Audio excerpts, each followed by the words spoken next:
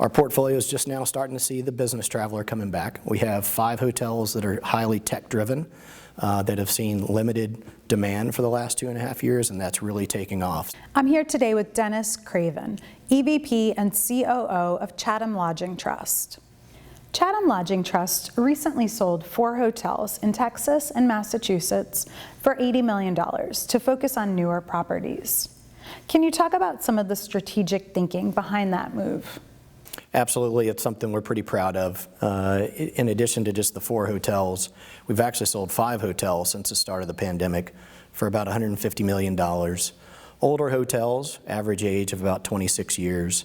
And we reinvested those proceeds. We've bought $175 million of assets over that same time period with an average age of 2 years. In markets that we like better, quite honestly, with higher growth profile.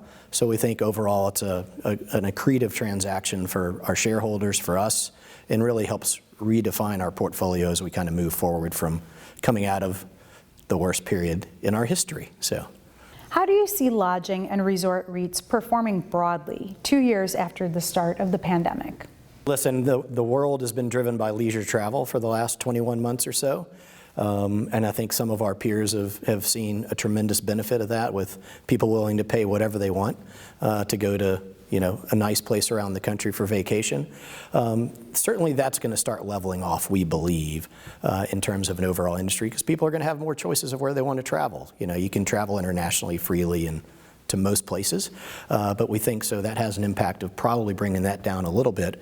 Our portfolio is primarily business driven, so we've used the last 2 years to really refine our structure and even perform better. But as the business traveler starts to come back, and we're really just starting to see that in the last month, you're going to start seeing a shift of leisure travel coming down a bit, business travel accelerating. How does Chatham Lodging Trust promote career growth and develop talent within the organization?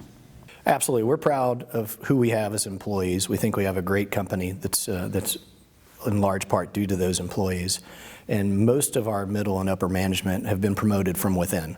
I think within our executive team and upper and middle management, we've really only brought in one person from outside the organization. So we firmly believe in starting from day one, providing diverse experiences, and having a diverse set of employees that allows them to kind of test the waters at different areas within our organization.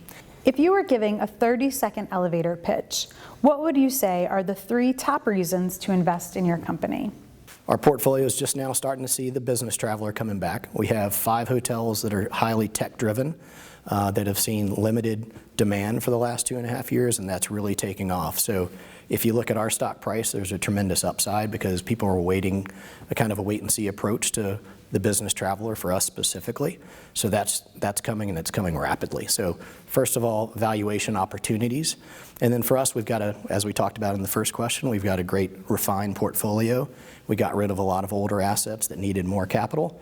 We've put that money to work into newer assets.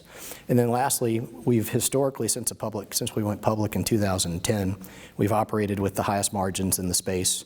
And we believe moving forward with kind of a refined housekeeping structure for us and for the industry in general, that we'll be able to drive higher operating margins on a same store basis. And then ultimately that equates to cash flow and being able to pay a meaningful dividend.